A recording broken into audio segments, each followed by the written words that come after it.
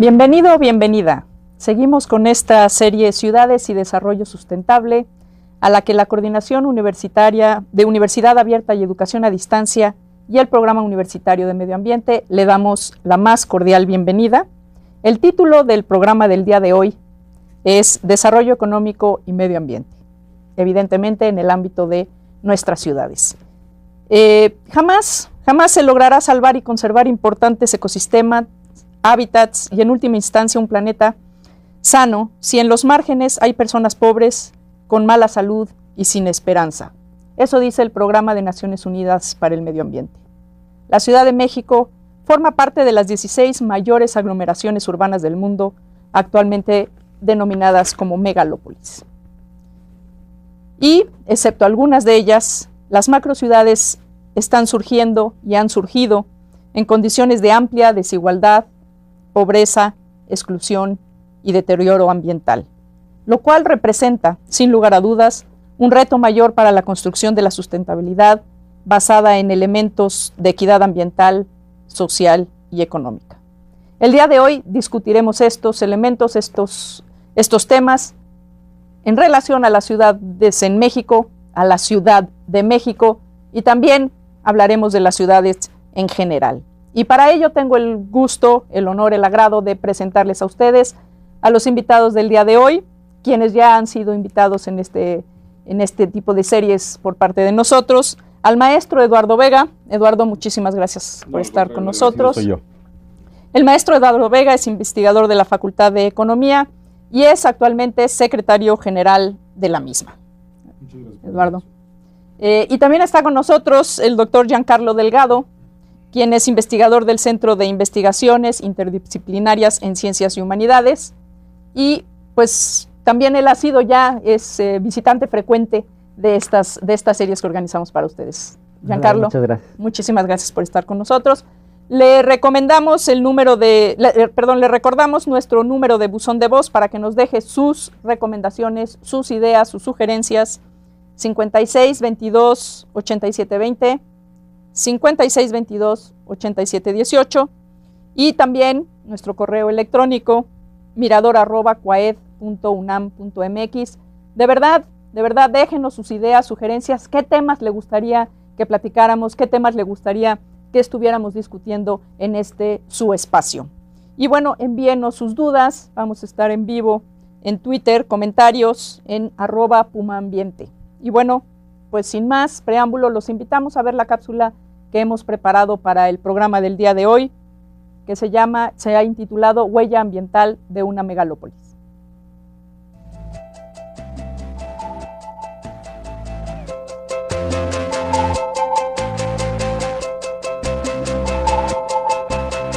Muchas de las ciudades en las que vivimos resultan altamente depredadoras de los recursos de otros entornos.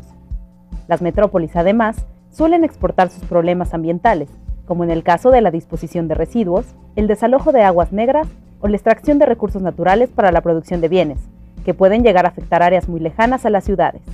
El resultado de nuestras acciones en el medio ambiente se conoce como huella ecológica, que comprende el área biológicamente productiva en cualquier parte del planeta necesaria para realizar las actividades humanas. Según datos del Ecological Footprint Network, la huella ecológica debida al consumo en México equivale a 13 por habitante, mientras que la biocapacidad, es decir, lo que puede aprovecharse sin agotar la capacidad del planeta de regenerarse, es de 1.5 hectáreas por habitante. Por lo tanto, consumimos más de lo que se regenera, lo que nos obliga a cambiar nuestros patrones de consumo y de apropiación de nuestros recursos biológicos. La huella hídrica es la suma de toda el agua que se utiliza y contamina para producir bienes y servicios, así como la que se consume directamente para beber, cocinar, bañarse, entre otras cosas. En cuanto a la huella hídrica de México, esta es de 1.243 metros cúbicos por habitante al año. El agua de la zona metropolitana de la Ciudad de México proviene de pozos dentro de la misma cuenca, pero también importa agua de los sistemas Cutzamala y Lerma. En cuanto a las aguas residuales, desde el siglo XVIII las descargas se realizan a la cuenca del río Tula en el estado de Hidalgo. Otra parte de la huella ecológica de la ciudad la representa la pérdida del suelo de conservación, pues la pérdida de una sola hectárea representa que los mantos acuíferos de la cuenca del Valle de México pierdan la recarga de 2.5 millones de litros de agua al año. Traer agua de cuencas externas implica un recorrido de 127 kilómetros, elevando el agua 1.100 metros. Para traer agua y distribuirla, se consume la energía equivalente a 3.4 millones de barriles de petróleo por año. Esta megalópolis genera el 7.8% de los gases de efecto invernadero del país, y a pesar de que solo 2 de cada 10 personas tienen auto, el 80% del espacio urbano es ocupado por automóviles.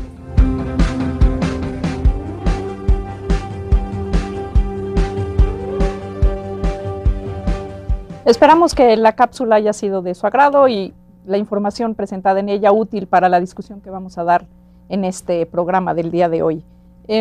Para entrar en materia, para entrar en calorcito, voy a preguntarle a ambos invitados, de manera general, ¿cuál ha sido el modelo de desarrollo de las ciudades? Y si es inexorable nuestra convivencia en ciudades como especie.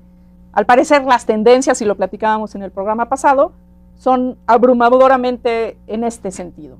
La población humana se está agrupando en ciudades. Por primera vez en la historia vamos a ser un país, un mundo en el que la mayoría de la gente va a vivir en ciudades. Y México, sin lugar a dudas, es uno de esos países en donde ya la mayoría de la población, actualmente el 72%, 75%, habita en espacios urbanos.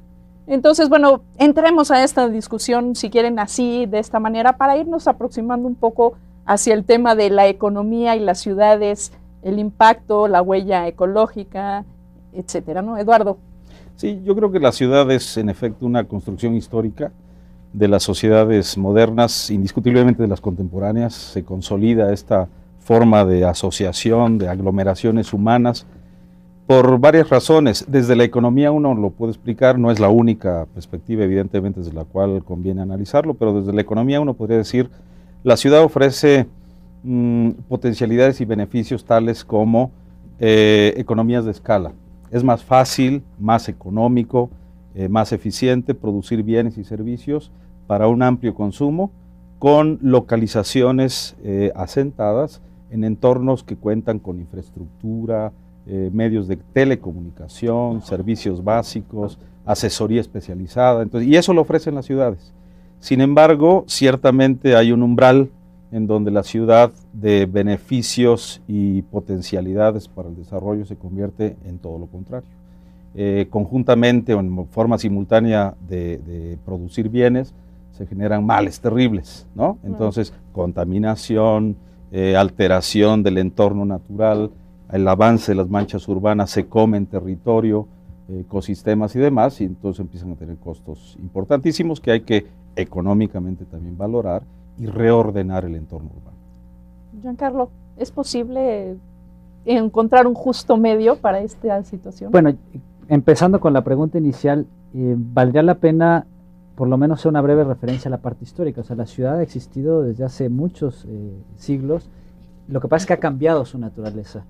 Hay una obra magistral sobre la historia de la ciudad de Montfort y vale mucho la pena revisarla porque parte de los argumentos de cómo va cambiando la naturaleza, para qué y cómo funcionan y cómo se construyen y se planifican las ciudades, cambia conforme va cambiando la dinámica productiva. Esto es muy importante.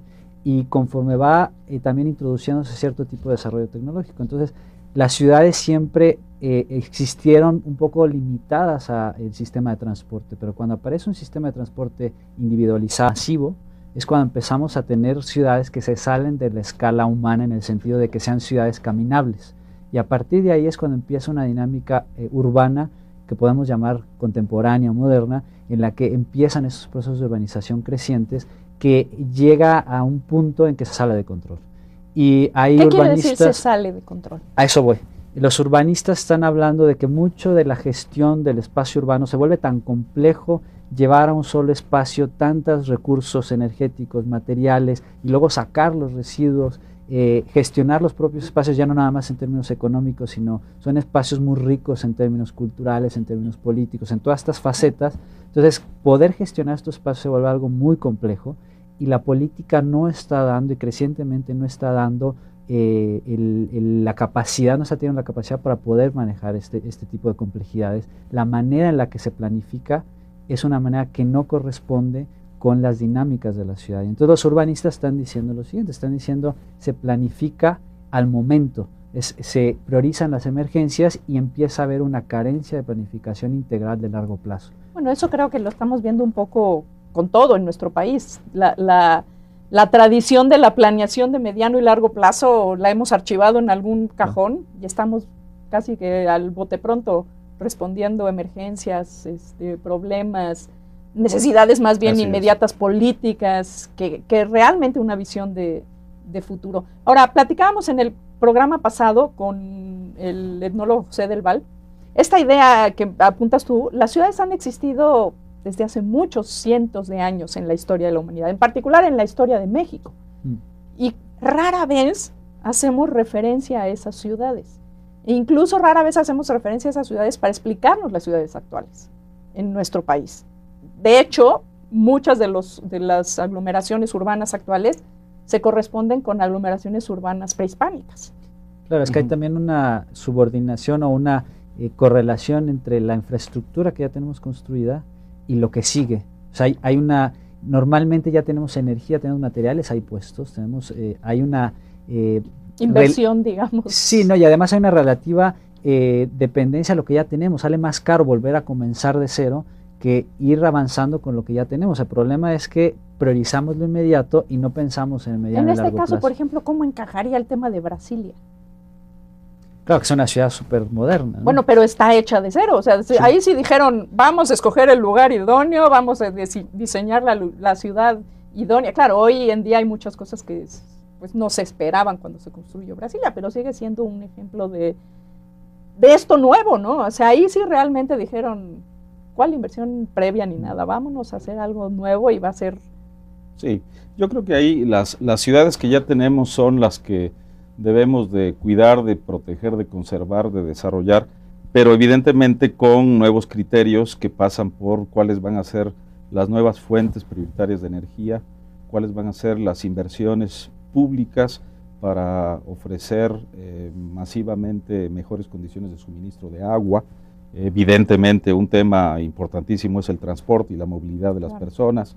Entonces las ciudades tienen mucha capacidad de concitar no solo nuevos asentamientos humanos y nuevas formas de desarrollo local y regional, sino que también, dado que hemos archivado, como decía Giancarlo y tú misma, la planeación urbana en México desde hace muchísimo tiempo, nuestro proceso de urbanización ha sido caótico, desordenado, más por dinámicas de la especulación inmobiliaria, ¿sí? Y la relación funcional y territorial de la conurbación con otros municipios, que la ciudad pierde sus fronteras y su capacidad, como decía Giancarlo, entiendo así cuando dice se sale de control, pues la ciudad pierde los polígonos originariamente previstos de su territorio y empieza a desbordarse literalmente, creando males terribles. Además con crecimientos así precarios, de pronto, precarios, pero además de pronto con este proceso de conurbación, de pronto la ciudad casi duplica su tamaño, claro, sin haber crecido solo la ciudad, sino nomás juntando estos espacios entre algunos espacios que ya existían y los procesos de conurbación. Sí. Por ejemplo, la Ciudad México, que era, digamos, el casco central, pues rápidamente se conurba con Coyoacán, así con San Ángel, con Tlalpan, y así va expandiéndose como una amiba. Hemos perdido, yo creo eso, con la planeación urbana hemos perdido la especialización de la ciudad. Hemos perdido la funcionalidad importantísima de los centros históricos, de las zonas especializadas en generar opciones de empleo industrial, de corredores financieros, estrictamente hablando, de corredores turísticos o de zonas diferenciadas en la ciudad, pero con atributos turísticos especiales. Entonces, ahora digamos como que no tenemos zonas, ¿no? Sí, no es. Hay 3 o 4 diferentes localizaciones preferentes de desarrollo financiero y lo inmobiliario es lo que se dispersa por todos lados. Entonces, la ciudad deja de tener estas economías de escala que yo hablaba al inicio y empieza a tener las llamadas deseconomías o costos crecientes para remediar los procesos de contaminación y uso excesivo del territorio mismo, ¿no? Cuando sí. Yo estoy refiriéndome a la cuestión de que se salen de control, Estoy pensando mucho en la ciudad como un organismo, como un espacio que es parasitario. La ciudad es parasitaria, la ciudad lo que permite es una acumulación extra. En cualquier modelo, o sea, a lo largo de la historia, la ciudad es posible gracias a que hay una producción de excedentes. Y eso lo vemos, hoy día los espacios urbanos generan el grueso de la producción nacional y del planeta, en los distintos contextos en los que las veamos. Entonces, esto es muy importante porque son espacios que conforme van creciendo van requiriendo cada vez más energía, cada vez más recursos y van sometiendo a distintas dinámicas, distintas escalas de espacio. O sea, son espacios locales inmediatos, son espacios lejanos donde traemos el agua, donde traemos los alimentos, o incluso las importaciones que hacemos para la Ciudad de México. Encontramos cosas de todo el mundo aquí y la ciudad tiene como tentáculos en todos estos niveles, a nivel mundial, a nivel regional, a nivel nacional y local, y todo esto va generando ciertas sinergias, ciertos encadenamientos que pueden ser economías de escala o deseconomías al mismo tiempo, ¿no? Y luego la cuestión de la planeación, lo que estamos viendo es que hay una falta realmente de trabajo político serio, no hay una agenda bien hecha, y parte del asunto, por ejemplo, en la cuestión de especulación inmobiliaria tiene que ver con cómo se está dando este proceso. Hay una participación creciente. O quizás sí hay una agenda. Que no necesariamente ser, ¿no? Una agenda oculta. Exacto. Pero lo que estamos viendo... Alguien está ganando. Por supuesto. Sí, pero es una agenda desarticulada en cualquier caso, porque es una agenda, en el caso de la especulación inmobiliaria... Sí, no es una agenda de país, ni de Estado, ni de ciudad. Ni de ciudad. Claro, pero lo que está haciendo es que el Estado se retira, entra el sector privado, y el sector privado tiene su dinámica y no está coordinado. Entonces ellos sacan el mejor provecho del terreno que van a utilizar para cualquier tipo de infraestructura. Entonces lo que estamos viendo es que podría decirse que hay una privatización del proceso político de la planeación cuando el Estado se retira y deja que los demás actores decidan qué es lo mejor. Entonces tienen una visión muy pequeña, muy parcializada de para dónde va la ciudad, y el Estado no puede dejar de tener esta visión. No estoy diciendo que no tenga nada que hacer el sector privado ahí, pero sí que tiene que haber una planeación integral y que el único ente capaz de hacer esto de manera seria es el Estado. Claro, porque es el único que tiene una visión de completa, conjunto, claro. ¿no? Sí, por ejemplo, el tema de las casas, de las ciudades tinaco, ¿no? Que yo les llamo, que crecen, están creciendo y que son como pequeñas ciudades, porque son poblaciones grandes, más de 1,000 personas. Así es. En donde no hay ni una tiendita, no hay ningún súper, no hay trabajo al interior, o sea, no hay escuelas, todo tiene que desparramarse hacia afuera.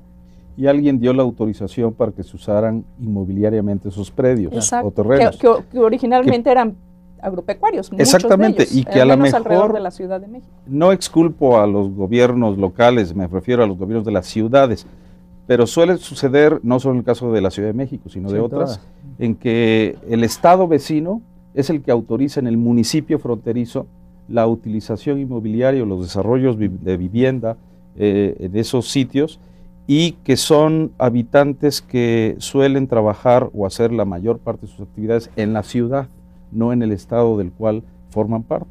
Entonces esto, digamos, hace inevitable, pero como decía Giancarlo, políticamente no lo vemos en la agenda presente, pero hace inevitable en el mediano y largo plazo la gestión pública a escala metropolitana, no de la ciudad, sino de su territorio metropolitano, y eso obligadamente tiene que sentar en la misma mesa al alcalde de una ciudad con el alcalde o los alcaldes de otros municipios vecinos, e incluso a los gobernantes, si es que son estados o entidades, a los gobernadores, para que fluyan recursos y decisiones públicas hacia eesos procesos de conurbación.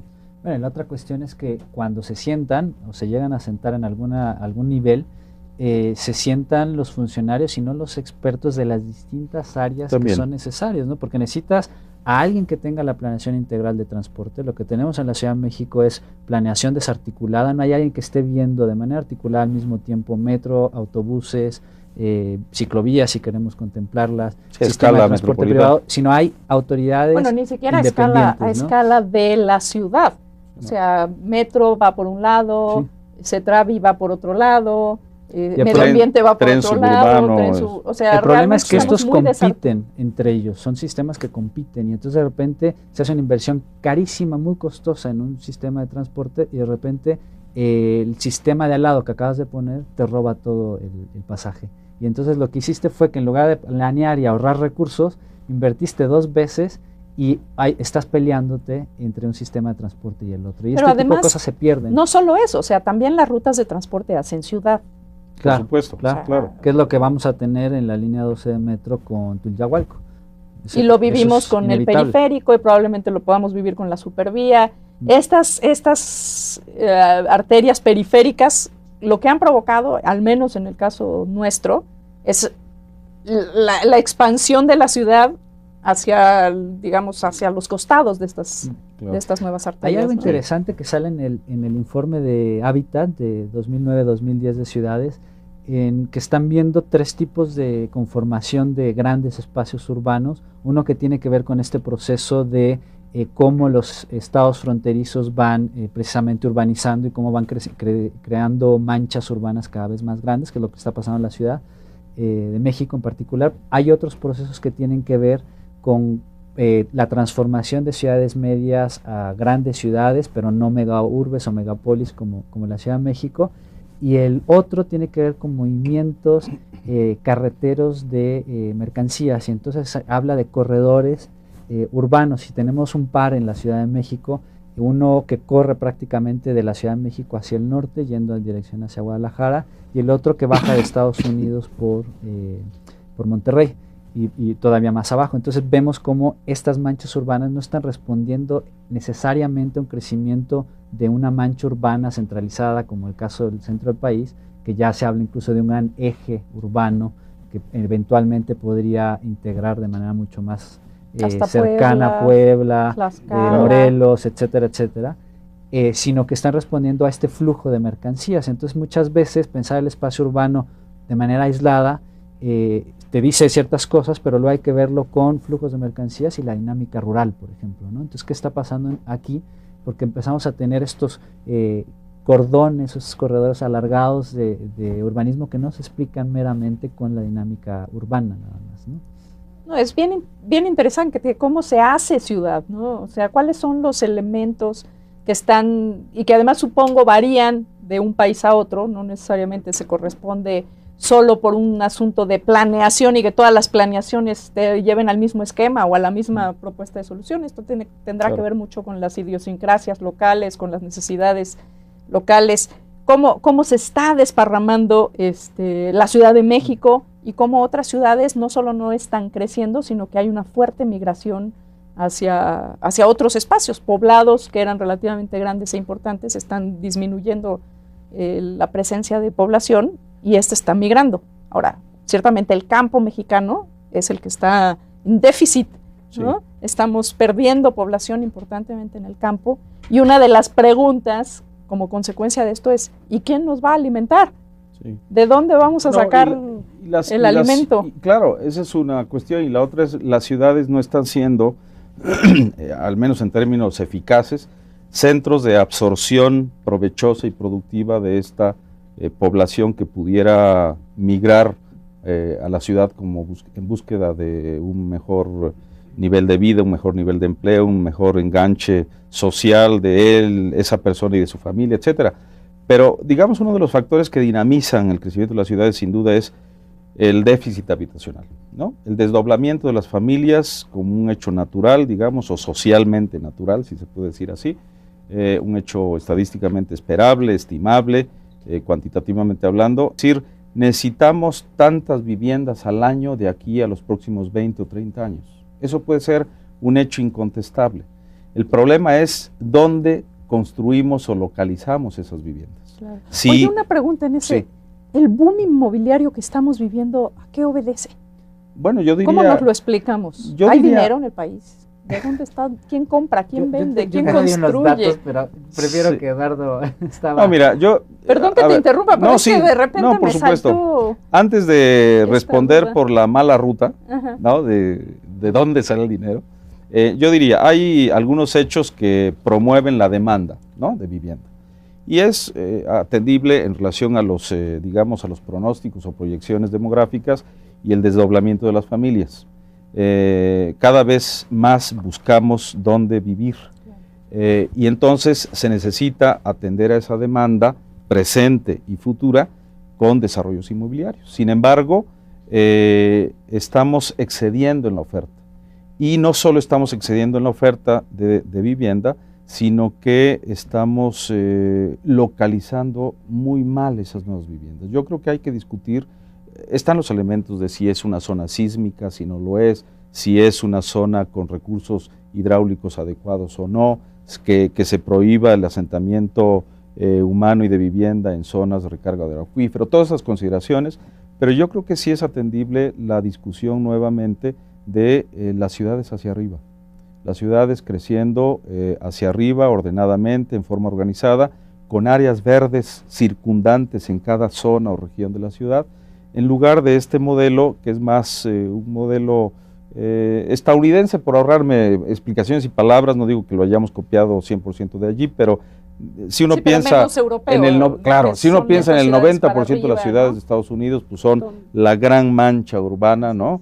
Hay una gráfica de manchas urbanas preciosa que, digamos, compara Atlanta con Barcelona, y donde Barcelona tiene más o menos la misma población, por eso es pertinente la comparación de las manchas urbanas, y es 7 veces más grande territorialmente hablando Atlanta que Barcelona, y es 3 veces más, si la memoria o el dato no me fallan, demandantes de energía Atlanta que Barcelona. Entonces, creciendo hacia arriba, ahorras recursos, ahorras territorio, ordenas conductas de las personas y nos acostumbramos a tener una diferente convivencia urbana, ¿no? Incluso para los servicios atractivos de la cultura, la educación, el esparcimiento, las artes, etc. Y la misma convivencia cotidiana en el espacio público, la habitabilidad del entorno, que ahora es prácticamente, imposible caminar a ningún lado, hacer...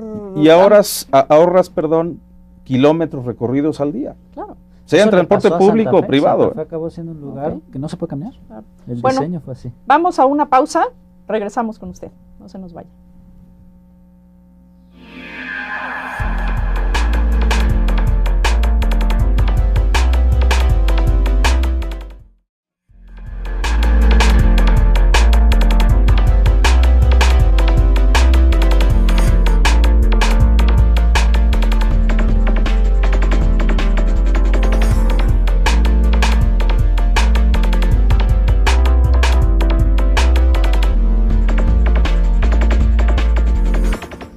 Que sigue aquí con nosotros. Estamos aquí charlando sobre ciudades y desarrollo sustentable, y estábamos aquí viendo el tema de la economía y las ciudades, y estamos discutiendo durante la pausa, mientras usted disfrutaba de algunos comerciales, nosotros charlábamos del tema de la ciudad, y estábamos viendo algunos. Giancarlo quería comentarnos algunos datos de cómo se originan algunas propuestas de planeación, que veíamos hace un rato que México ha renunciado de una manera importante al tema de la planeación desde el Estado, y cómo estamos haciendo política, en este caso política de construcción de ciudad. México tiene en realidad un problema muy fuerte, tiene 20% de barrios populares en extrema pobreza. Estoy pensando específicamente en la zona metropolitana de la Ciudad de México. ¿Solo 20 barrios? 20% de la población vive en prácticamente los barrios más pobres a escala mundial, y un 60% de los barrios de la ciudad son en otras escalas de pobreza. Estamos hablando que más de la mitad de la ciudad es pobre.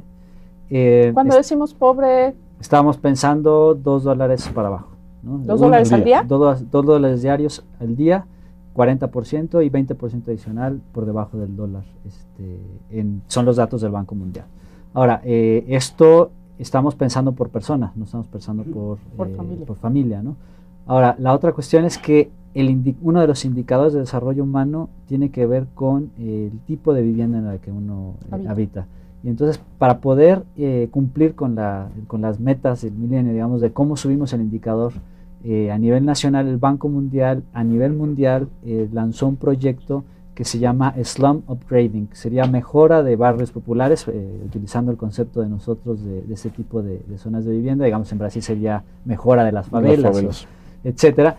Y entonces lo que se hace, se lanza un proyecto para construir una gran cantidad masiva de casas, que empieza precisamente con el gobierno de Fox, 700,000 habitaciones al año para llegar en el 2010, 2011 y tal vez 2012 a 1 millón de casas habitación al año. Es muchísimo, estamos hablando... ¿Al año? Al año, estamos hablando de cientos de casas diarias que se construyen a nivel nacional. Y en 12 años pues estamos hablando de 12 millones de casas. Así es. La ¿Y demanda... ¿En dónde? ¿En dónde? ¿Con qué servicios? Ese es el problema, y la demanda que están calculando, aparte de que quieres mejorar lo que ya tienes, o sea, sacar a la gente que está viviendo prácticamente en la basura y le pones una casa, el argumento político es mejor sacarlos de ahí, ponerles una casa, estas casitas de 20 metros cuadrados afuera en las zonas conurbadas o prácticamente sobre las autopistas, porque esto es un indicador mejor de mejora de vida. Claro que está toda la parte ambiental y social que podemos discutir sobre esto. Y aparte está la demanda. Entonces, para el 2030 el banco calcula para el país 45 millones de casas necesarias por el crecimiento poblacional que tendremos para entonces. Entonces estamos en un panorama bastante complejo, porque sí, ¿dónde vamos a poner esas casas? Así es. ¿Y dónde vamos a poner a la gente? Porque también va a estar la gente, ¿no? Entonces, eso es un problema. Y lo que estamos haciendo es estos préstamos que los toma el sector privado y planea. Digamos, tampoco ellos tienen la obligación de planear sus ganancias. Así funciona el sector privado. Y el Estado se retira y no está planeando dónde va a meter estas 45 millones de casas en los próximos 20 años. ¿Cuál es el impacto ambiental y económico de este tipo de desarrollos, de este tipo de planeación, entre comillas? Mira, es terrible por lo siguiente. En México se ha estimado que hay 56 zonas metropolitanas. Generalmente pensamos en la zona metropolitana de la Ciudad de México y otras 10, ¿no? Toluca, Puebla, Monterrey, Guadalajara, otras más. Pero son 56, en donde, por ejemplo, está Tijuana, Rosarito, o está Tehuacán, está la Angelópolis con la corona urbana de Puebla, está Coatzacoalcos. Hay 56 zonas metropolitanas en la ciudad, en el país. Ahora, en efecto, aproximadamente es 1 millón de viviendas al año, que es lo que se ha estimado que se requiere construir para satisfacer la demanda de vivienda. Hay esa demanda que es, a mi parecer, es genuina, simplemente por cuestiones demográficas y de desdoblamiento de familias, pero hay esta sobreoferta de crédito, ¿no? Entonces, no solo se construyen ese 1 millón o más de viviendas, sino que se construye con infraestructura precaria, con ausencia de servicios básicos, agua, energía, educación, salud, etcétera, transporte, o con servicios magros, malos, de muy mala calidad y que generan, lo que tú me preguntas, procesos de contaminación ambiental acumulados. Entonces, los costos o los daños ambientales. Peor aire respirable en estas 56 zonas metropolitanas. Generalmente pensamos en la Ciudad de México como la ciudad más contaminada. No hay que dar saltos de alegría, no es que estemos bien, pero es peor respirar. Pero ya hay unos que León, los rebasaron. Incluso en Sí. en las ciudades medias que no hay un sistema aún automatizado de monitoreo atmosférico de calidad del aire, pero sí hay algunas muestras que se han tomado y se han analizado. Es peor respirar en León, Guanajuato o en Tepic, Nayarit, como ciudadano de pie, cruzando calles y sorteando autobuses y camiones, que en la Ciudad de México. Ahí lo que es patológico es que no hayamos aprendido como país. Exactamente. O sea, ellos están viviendo hoy lo que nosotros vivimos hace 20 o 30 años. Exactamente.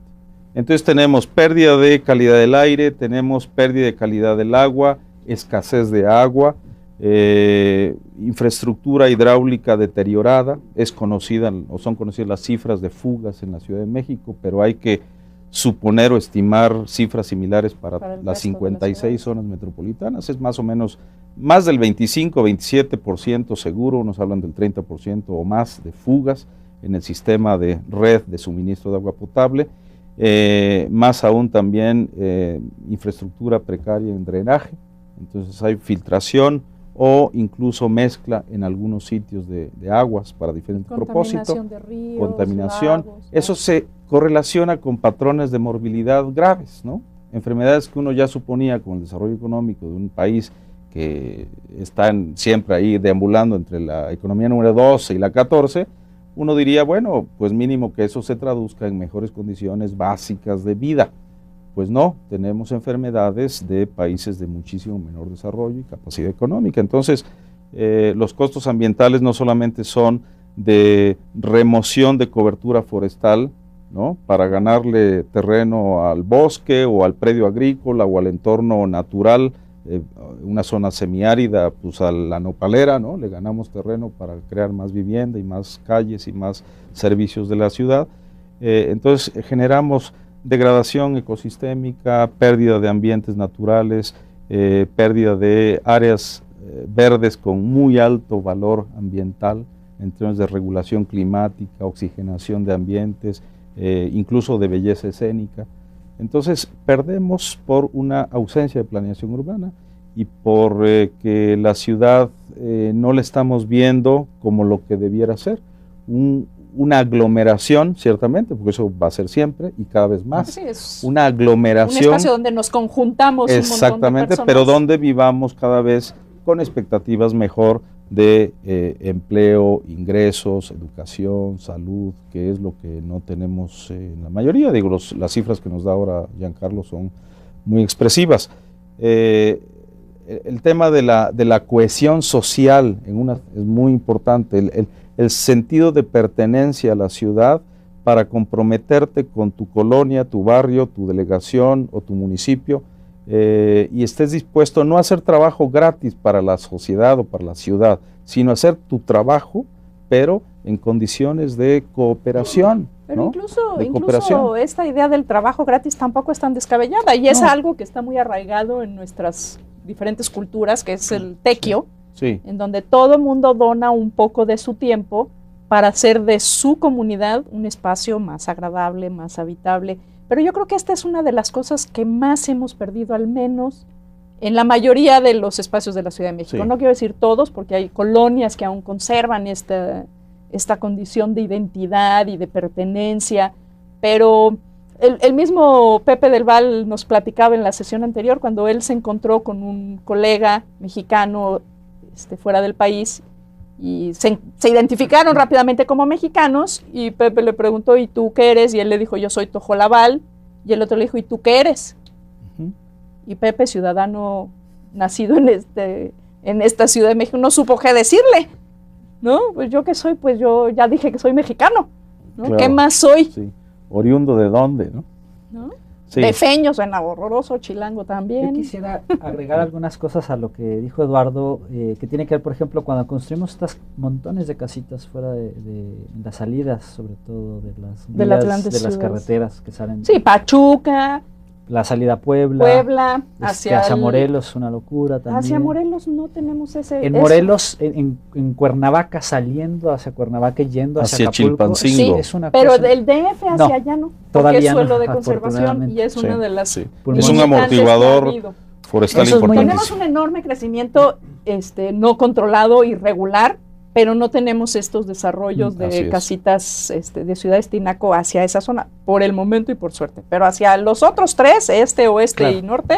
Y hacia Querétaro también cada vez. Pero esta construcción, lo que estamos haciendo es bastante irracional, porque se están construyendo casas baratas. Baratas no me estoy refiriendo al precio, me estoy refiriendo a la calidad. Claro. El periodo de vida de estas casas reales entre 40 y 60 años. Esto en términos de, digamos, de medio ambiente. ¿Y después qué les pasa? ¿Se caen o...? Bueno, empiezan a ser tan poco funcionales. ¿Empiezan a hacer agua? Que hay que volverlas a reparar, sí. ¿no? Entonces son casas que prácticamente en 60 años son inhabitables, hay que volverlas a construir o reconstruirlas parcialmente.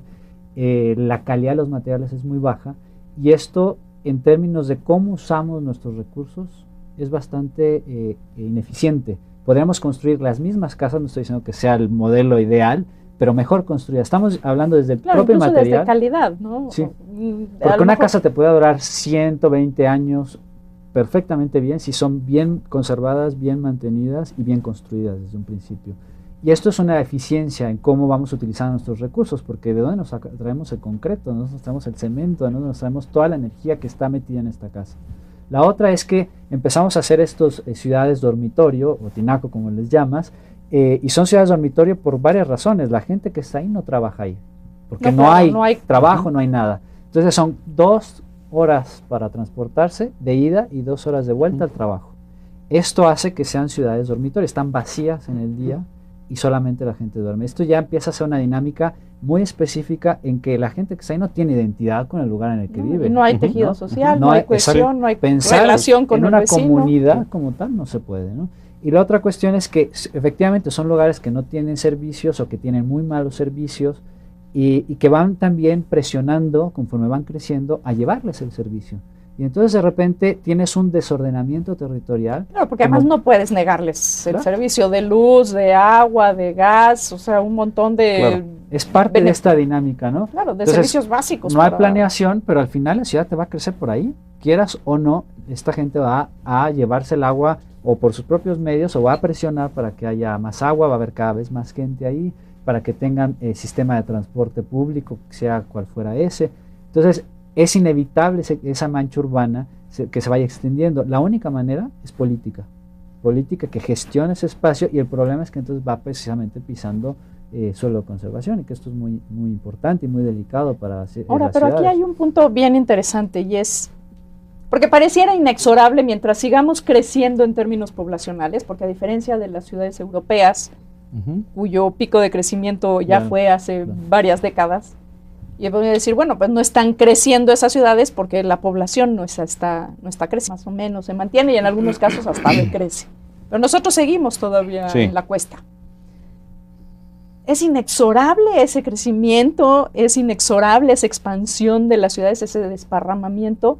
¿O realmente hay posibilidades de generar un ordenamiento del territorio y una propuesta de política de desarrollo urbano que nos permitiera aprovechar el espacio digamos, en la vertical y no en la horizontal? ¿Sería plausible? Sí, primero yo diría considerando lo primero que señalas, el Censo de Población y Vivienda 2010 nos dio algunas sorpresas. Estamos creciendo más demográficamente de lo que suponíamos.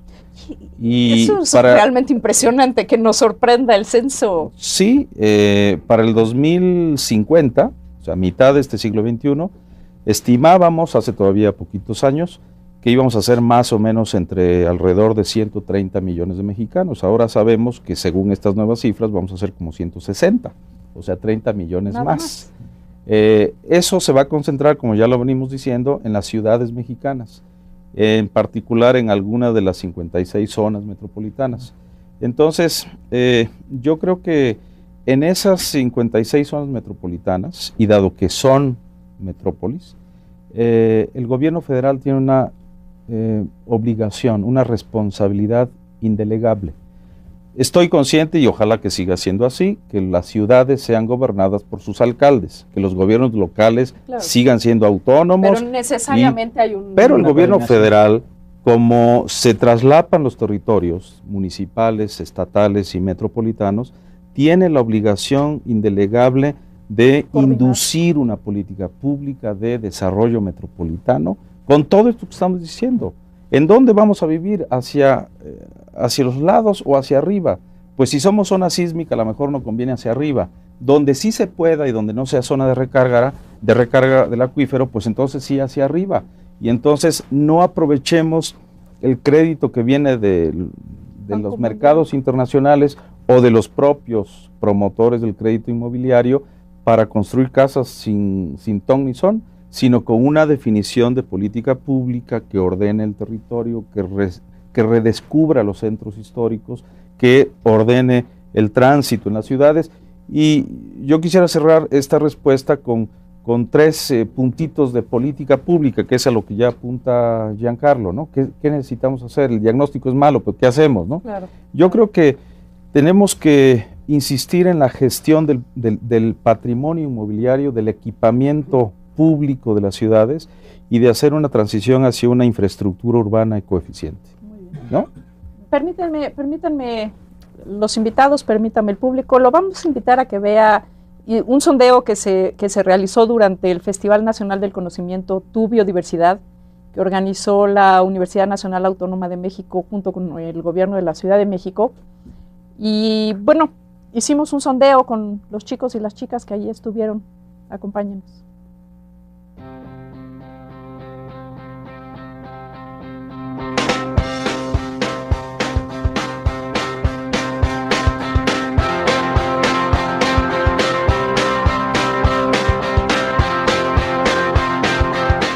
la armonía en la que viven los seres de un entorno, de cierto entorno, ¿no? Y es importante porque si se logra perder, digamos, uno de esos factores que es cada ser vivo que vive dentro de ese ambiente, todo el ecosistema se cae, o sea, todo pierde la armonía. Es el entorno en el que vivimos, en el que nos desarrollamos y crecemos y por lo tanto, pues forma parte de nosotros, ¿no? O sea, somos nosotros más bien. Es por eso que debemos de mantenerlos. Las especies que existen en algún lugar son ahora sí que la diversidad de especies. Y es importante porque algunas especies solamente pertenecen a un lugar y si desaparecen no volverían a encontrarse de nuevo en el mundo. Está la diversidad que está en nuestro mundo y pues es muy importante cuidarla, porque si no la cuidamos pues se va a acabar. Acá nos decían que pues aquí, bueno, en el ecosistema que vivimos estaba muy verde, pero no sé, con el tiempo, con la mano humana se va a ir a acabar y se va a quedar como en desierto y se va a terminar. Las distintas formas de vida que podemos encontrar en el planeta se puede ver desde 3 puntos de vista, que es desde el punto de vista especie, que es la que comúnmente vemos, diferentes organismos, la genómica o genética, ¿verdad?, que se va a referir al pool genético aún dentro de la misma especie, que también es rico México en eso, ¿sí? Y la otra es de biomas. Los biomas son los diferentes ecosistemas en donde se conjuntan cierto tipo de vegetación, cierto tipo de flora, fauna, etc. Un conjunto de diferentes especies, flora, fauna, y es importante porque es lo que enriquece a nuestro país, a nuestra cultura, y bueno, nuestros suelos son lo que nos nutren, lo que nos permite crecer como país.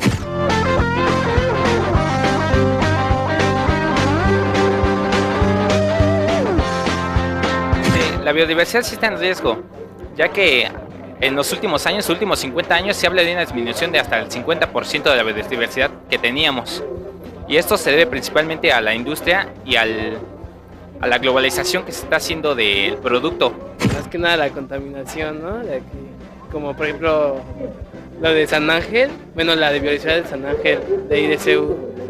También que la basura que tiramos, que vamos de visita y dejamos basura tirada. La sobrepoblación y también el hecho de que no nos importa, no hacemos nada porque sabemos que está en riesgo, pero no hacemos nada. La biodiversidad de los animales está en peligro porque ya, como podemos ver en el letrero, ahí dice que hay varias especies amenazadas que están en peligro de extinción. Y también la tala de árboles. Es nuestro medio ambiente lo que nos da vida, para que, bueno, crezcamos, vivamos. Sí estamos afectando gravemente al planeta y a México en particular. Y como citadinos estamos muy lejanos de lo que realmente es la biodiversidad, ¿no? O sea, pensamos que la biodiversidad aquí son perros y, no sé, y pájaros.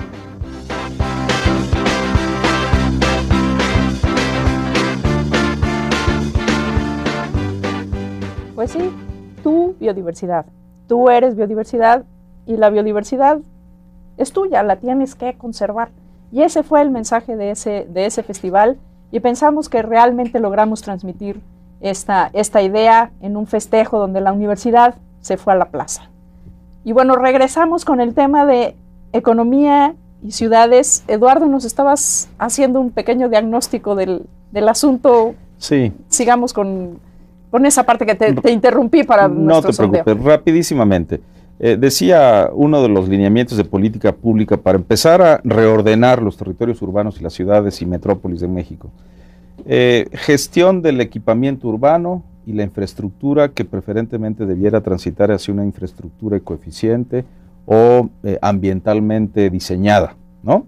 Eso es desde colectores de agua pluvial hasta redefinición del aprovechamiento energético de rellenos sanitarios y el rediseño también de la red de las correas de transportación de residuos. Nosotros tenemos en la Ciudad de México... Gentes. Sí, pero pensando en residuos, digamos, sí. Tenemos 3 estaciones de transferencia y ya sabemos dónde están ubicadas. Entonces no es tan sencillo decir, ahora ubiquemos el relleno en otro lugar, porque entonces esa red de transferencias ya no nos es útil. Claro. Entonces tenemos que rediseñar todo el sistema conjuntamente y eso es infraestructura. El otro tema importante es el de la administración de los espacios públicos. no podemos seguir permitiéndonos deforestación urbana o remoción de coberturas forestales en la ciudad para desarrollos inmobiliarios o cualquier otro propósito de esta índole. Tenemos que preservar esas áreas urbanas verdes que tienen valores ambientales importantísimos. Y tercero, yo diría, la Ciudad de México y otras de estas metrópolis mexicanas, Guadalajara, Monterrey, Puebla, Toluca, Pachuca, etcétera, no son ciudades económicamente débiles. No, son ciudades importantes. Son las ciudades donde se está generando el Producto Interno Bruto del país. Claro, no como empresa radicada allí, sino como ciudad, debieran ser ciudades financiables, no solo con sus propios recursos, sino sujetas de crédito, pero con una definición de política pública de desarrollo urbano y organización metropolitana que use adecuadamente el crédito. Giancarlo, un minuto para Yo agregaría un par de cuestiones. Hay muchas experiencias, o sea, no tenemos que inventar el hilo negro en todo, hay un montón de experiencias que podemos revisar. En Colombia, por ejemplo, las nuevas infraestructura que se construye, hay que combinar construcciones baratas, construcciones más caras, de tal manera que puedas integrar y no tengas una comunidad de, por ejemplo, ecocolonias o ecobarrios con rejas, con seguridad privada y luego los barrios miseria por el otro lado, sino cómo haces comunidad realmente, porque la comunidad va a ser la base de poder gestionar todo esto de manera integral. Y hay una experiencia bastante interesante en Colombia, y no en Colombia en cualquier lado, sino en Cali, una de las cunas de narcotráfico. O sea, esto de que no puedes mezclar dos niveles o estratos sociales, eso no es cierto, se puede hacer perfectamente bien. La otra, por ejemplo, en Barcelona hay todo un experimento de que el Estado compra las tierras donde se va a hacer la expansión urbana a futuro, y se planea, ¿y qué se va a poner ahí? No nada más en dónde, sino qué y con qué normativa. La normativa de vivienda verde, primero, no es obligatoria en este país, que además la acabamos de hacer, y es muy débil. Entonces podemos fortalecer por ahí muchas acciones políticas, y me sumo también a las que ya indicaba Eduardo. Muy bien, bueno, pues ahí tiene usted, economía, medio ambiente, ciudad, son todo un tema, uno y lo mismo. Esperamos que nos acompañe con nuestro siguiente programa, que será Ciudad para quién, no solo cómo impactan nuestras ciudades, cómo reciben recursos, cómo generan desechos, sino también para quién estamos planeando la ciudad. Cómo planeamos una ciudad quiere decir para quién la vamos a hacer. Nos vemos el próximo programa. Muchas gracias, Eduardo, muchas gracias, Giancarlo, muchas gracias a usted por habernos acompañado.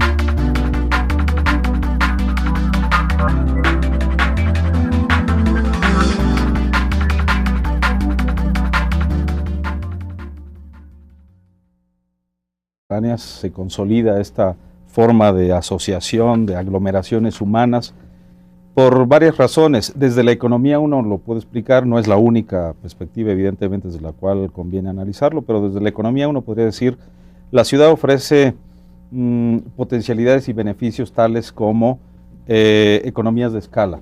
Es más fácil, más económico, más eficiente producir bienes y servicios para un amplio consumo, con localizaciones asentadas en entornos que cuentan con infraestructura, medios de telecomunicación, servicios básicos, asesoría especializada, entonces, y eso lo ofrecen las ciudades. Sin embargo, ciertamente hay un umbral en donde la ciudad de beneficios y potencialidades para el desarrollo se convierte en todo lo contrario.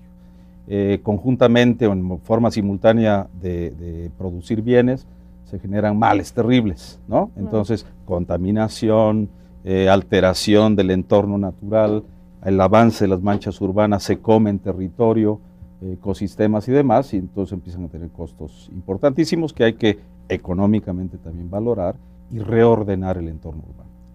Giancarlo, ¿es posible encontrar un justo medio para esta situación? Bueno, empezando con la pregunta inicial, valdría la pena por lo menos hacer una breve referencia a la parte histórica. O sea, la ciudad ha existido desde hace muchos siglos. Lo que pasa es que ha cambiado su naturaleza. Hay una obra magistral sobre la historia de la ciudad de Montfort y vale mucho la pena revisarla, porque parte de los argumentos de cómo va cambiando la naturaleza, para qué y cómo funcionan y cómo se construyen y se planifican las ciudades, cambia conforme va cambiando la dinámica productiva. Esto es muy importante. Y conforme va también introduciéndose cierto tipo de desarrollo tecnológico. Entonces, en @pumaambiente. Y bueno, pues sin más preámbulo, los invitamos a ver la cápsula que hemos preparado para el programa del día de hoy, que se ha intitulado Huella ambiental de una megalópolis.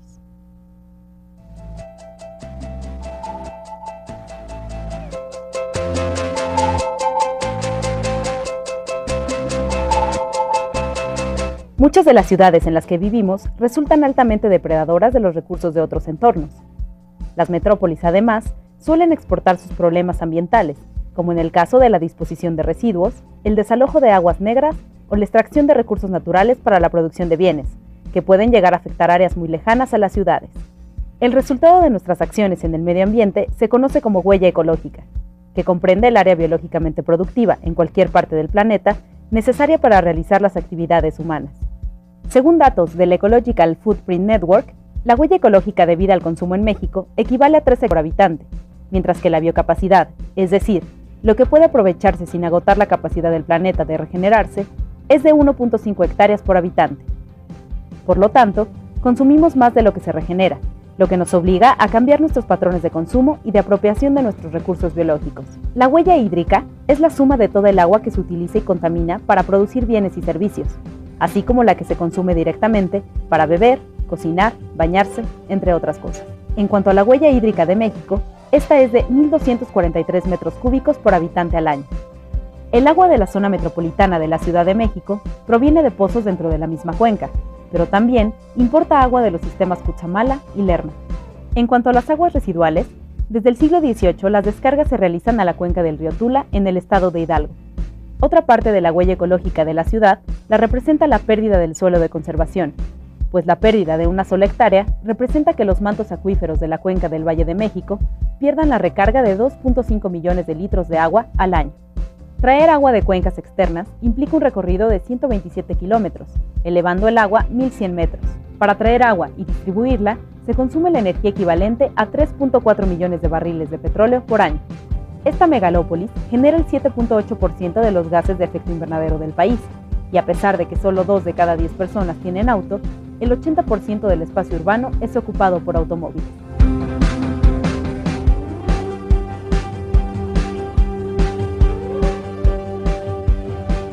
Esperamos que la cápsula haya sido de su agrado y la información presentada en ella útil para la discusión que vamos a dar en este programa del día de hoy.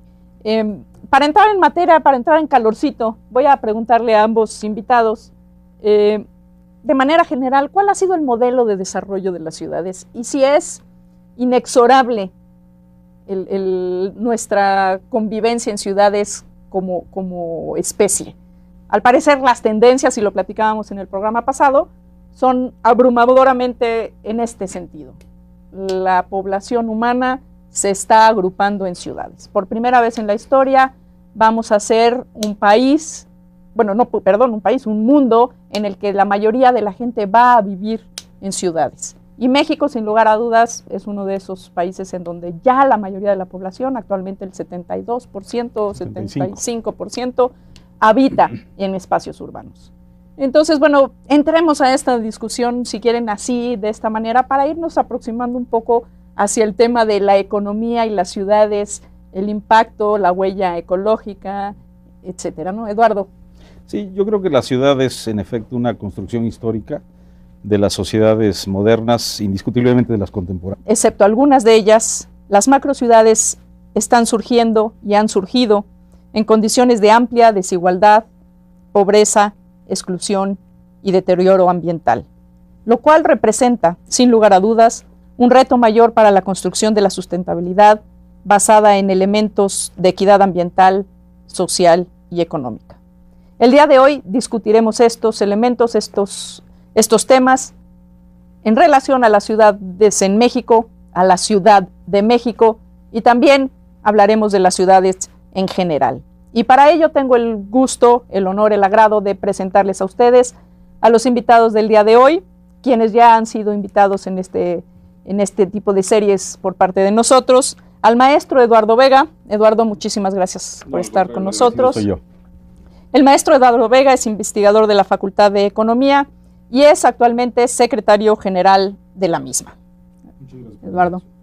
Y también está con nosotros el doctor Giancarlo Delgado, quien es investigador del Centro de Investigaciones Interdisciplinarias en Ciencias y Humanidades, y pues también él ha sido es visitante frecuente de estas series que organizamos para ustedes. Giancarlo, muchas gracias. Muchísimas gracias por estar con nosotros. Le recomendamos le recordamos nuestro número de buzón de voz para que nos deje sus recomendaciones, sus ideas, sus sugerencias. 56 22 87 20, 56 22 87 18, y también nuestro correo electrónico mirador@coaed.unam.mx. De verdad, déjenos sus ideas, sugerencias, qué temas le gustaría que platicáramos, qué temas le gustaría que estuviéramos discutiendo en su espacio. Y bueno, envíenos sus dudas, vamos a estar en vivo en Twitter, comentarios.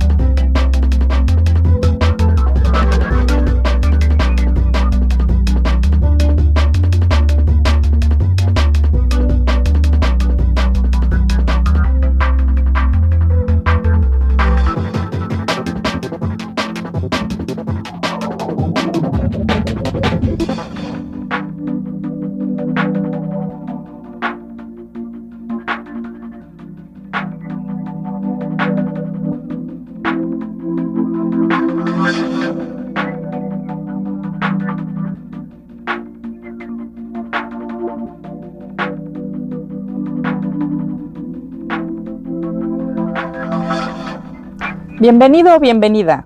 Seguimos con esta serie Ciudades y Desarrollo Sustentable, a la que la Coordinación Universitaria de Universidad Abierta y Educación a Distancia y el Programa Universitario de Medio Ambiente le damos la más cordial bienvenida. El título del programa del día de hoy es Desarrollo Económico y Medio Ambiente, evidentemente en el ámbito de nuestras ciudades. Jamás se logrará salvar y conservar importantes ecosistemas, hábitats y en última instancia un planeta sano si en los márgenes hay personas pobres, con mala salud y sin esperanza. Eso dice el Programa de Naciones Unidas para el Medio Ambiente. La Ciudad de México forma parte de las 16 mayores aglomeraciones urbanas del mundo, actualmente denominadas como megalópolis. Y